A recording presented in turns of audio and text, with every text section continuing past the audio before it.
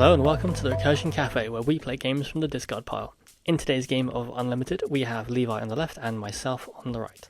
Levi is playing Han4, who likes to use odd numbers, and he's playing with a green base, which contrasts my preference with red, and we'll see what that enables him to get up to. Whereas I am playing Hera the Grey, as I like to call it, Hera with the 34 health late country base. I saw this on stream at Liverpool and it beat a Jango, so that I was pretty impressed and decided to give it a go myself. It's got some neat tricks, and of course it had some support with the recent set, and we'll see what it can do. It looks like I kick things off with a Sabine on the ground, and Levi will start with a cartel turncoat in the air and attach an R2 unit to it. So it's still only one cost, but no additional pilots to add on there. We'll move into round 2. I'm less familiar with the green odd cost cards, so Levi could come out of the resupply or a Cobb Vant or something like that. I will kick things off with a Fleet Lieutenant to put 5 into base, the classic 1-2 punch of the Rebels, and we'll see what Levi responds with. So he'll start with using the ability to reveal an even cost card on top of his deck. At least he'll get the draw that he wanted, and attack with the unit nonetheless. I'll take initiative because I've spent everything and played a unit, and Levi will play a Death Space Skirmisher, which would have been excellent if he had initiative, but maybe in future turns. So we'll reset. I know that Levi is drawn in 3PO. I'm not sure if he wants to play it right now because he's currently being aggressed heavily in the ground, and the 3PO is not going to do it. Instead, he will attach a Bounty Hunter's Quarry, which of course is odd. I suppose I mean in both senses of the word. It is odd costed, but also quite unusual, I think. But it's very interesting, and we'll see how Levi will take advantage of that. He will flip a Falcon off the top and be able to attack with Cartel's Turncoat for another extra damage. So I am down to 7 damage on base. I'll respond with a Kanan, who will hopefully shore up that weakness. And so the Death Space Skirmisher will swing in, and I'll take initiative.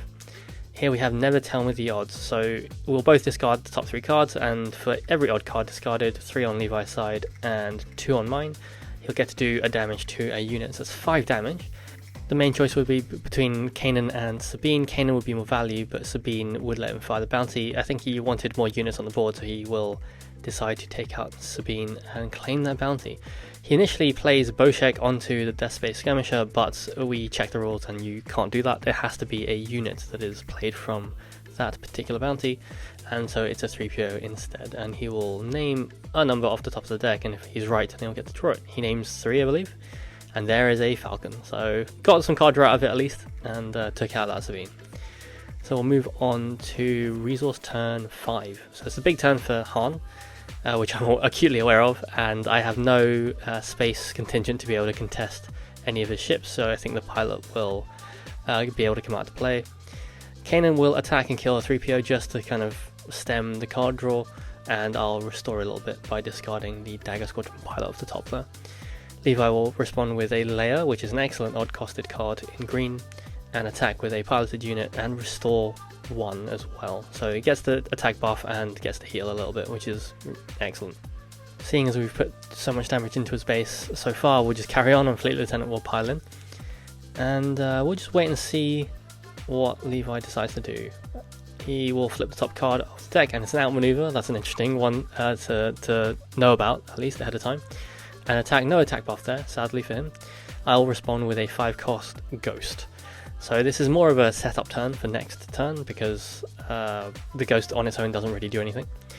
There comes a 3PO, and then there is a card draw because of course Levi knew the top card of the deck. And now he flips Han onto the Death Space Skirmisher.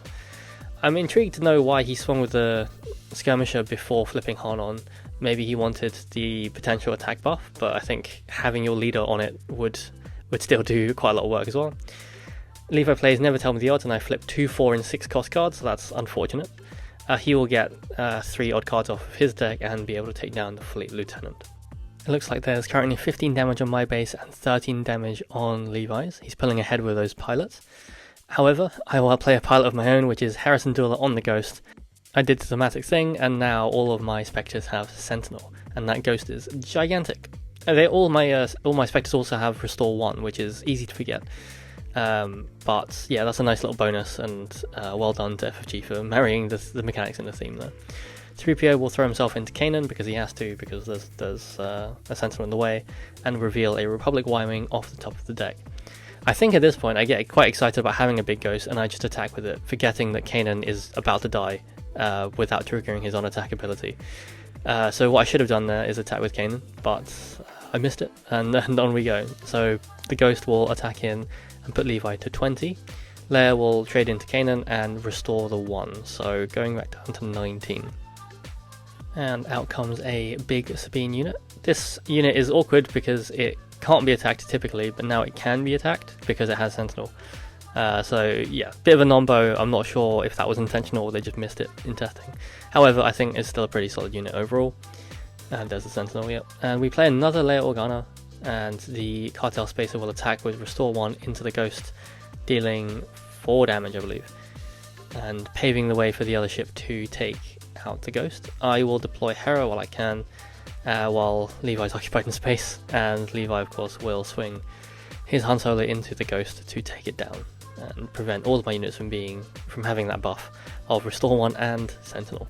Hera will respond by attacking the base again and buffing the Sabine unit with an experience. So it looks like Levi is down to 22 damage on base, 8 health left, and I am still on 14. However, there are still a couple of untapped resources for Levi. Nope, he decides to take the initiative instead and see what he can do with Leia.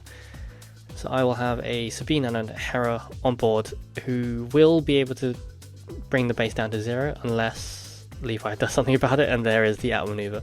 So he'll outmaneuver the entire ground arena and make sure no damage goes through just yet. We're now on 7 resources.